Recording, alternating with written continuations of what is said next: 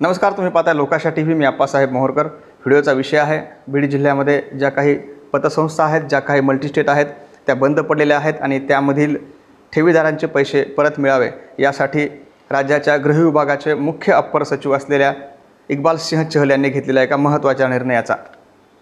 बीड जिल्ह्यामधील ज्या पतसंस्था, ज्या मल्टीस्टेट बँका बंद पडल्या आहेत या संदर्भात मुंबईमध्ये एक महत्त्वाची बैठक पार पडली। या बैठकीला आमदार सुरेश धस, प्रकाश सोळंके त्यांच्याबरोबर बीडचे पोलीस अधीक्षक नवनीत कावत यांची उपस्थिती होती।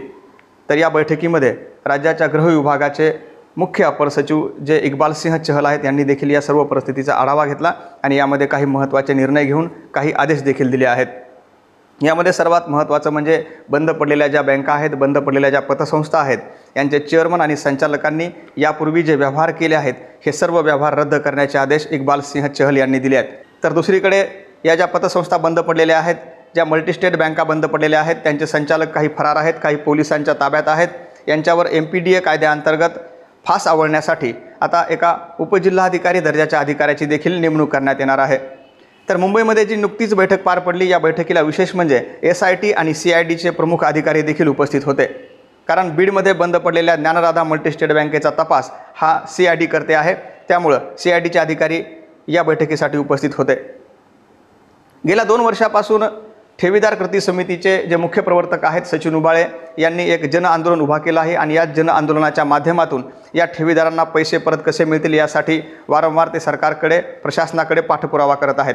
यापूर्वी देखील राज्याचे मुख्यमंत्री देवेंद्र फडणवीस यांनी पावसाळी अधिवेशन सुरू असताना एक महत्त्वाची बैठक याच बंद पडलेल्या पतसंस्थेसंदर्भात घेतली होती आणि यावेळी अर्चना कुटे यांना अटक अद्यापही का झाली नाही असा प्रश्न त्यांनी CIDच्या तपासावर उपस्थित केला होता।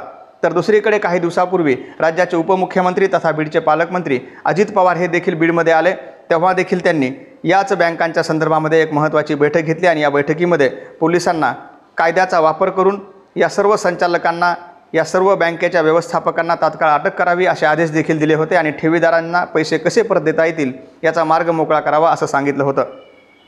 त्यानंतर आता पुन्हा एक महत्त्वाची बैठक मुंबईमध्ये पार पडली आणि या बैठकीमध्ये ठेवीदारांच्या पैशासंदर्भात महत्त्वाचे निर्णय घेण्यात आले आहेत। यामध्ये आता उपजिल्हाधिकारी दर्जाचे अधिकारी या प्रकरणामध्ये तपास करतील। तर दुसरीकडे ज्या बंद पडलेल्या बँका आहेत, या पतसंस्था आहेत, यांचे जे संचालक आहेत यांनी जे यापूर्वी व्यवहार केले आहेत ते सर्व व्यवहार रद्द करण्याचे आदेश गृह विभागाकडून आता देण्यात आले आहेत।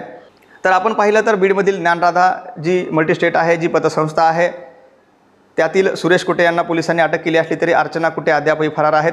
दुसरीकडे गेवरा येथील छत्रपती मल्टीस्टेट बँकेचे जे संचालक आहेत संतोष भंडारी हे देखील अद्याप फरार आहेत, कारण त्यांच्याच बँकेसमोर एका शेतकऱ्यानं गळफास घेऊन आत्महत्या केली होती। त्यानंतर पोलीस त्यांचा शोध घेत असले तरी अद्यापही ते पोलिसांच्या हाती लागले नाहीत। आतापर्यंत मुख्यमंत्र्यांनी या संदर्भात बैठक घेतली, उपमुख्यमंत्र्यांनी बैठक घेतली आणि आता पुन्हा एकदा राज्याच्या गृह विभागाने याकडे लक्ष घातलं असून इक्बाल सिंह चहल यांची या प्रकरणामध्ये एंट्री झाल्यानं निश्चितच आता या ठेवीदारांचे पैसे परत मिळण्याचा मार्ग काही दिवसामध्ये मोकळा होईल।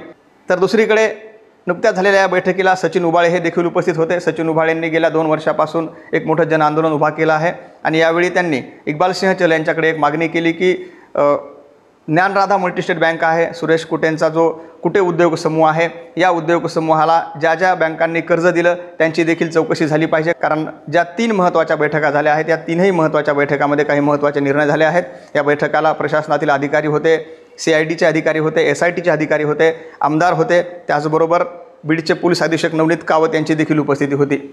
त्यामुळे आता या ठेवीदारांचे पैसे परत देण्यासाठी पोलीस नेमका कोणत्या मार्गाचा अवलंब करतात, कारण आता थेट गृह विभागाने यामध्ये लक्ष घातल्यानं पोलिसांना देखील कारवाई करावी लागणार आहे आणि या प्रकरणात यापूर्वीच ED आणि CIDची देखील एंट्री झाली होती आणि त्यांचा देखील तपास सध्या सुरू आहे। त्यामुळे येणाऱ्या काळात पोलीस प्रशासन असेल किंवा सरकार असेल नेमका कोणत्या मार्गाने या ठेवीदारांचे पैसे परत देण्यासाठी प्रयत्न करेल हे पाहणं महत्त्वाचं ठरणार आहे। व्हिडिओ जर आवडला तर पुढे शेअर करा आणि आमच्या लोकाशा टीव्हीला सबस्क्राईब करायला विसरू नका।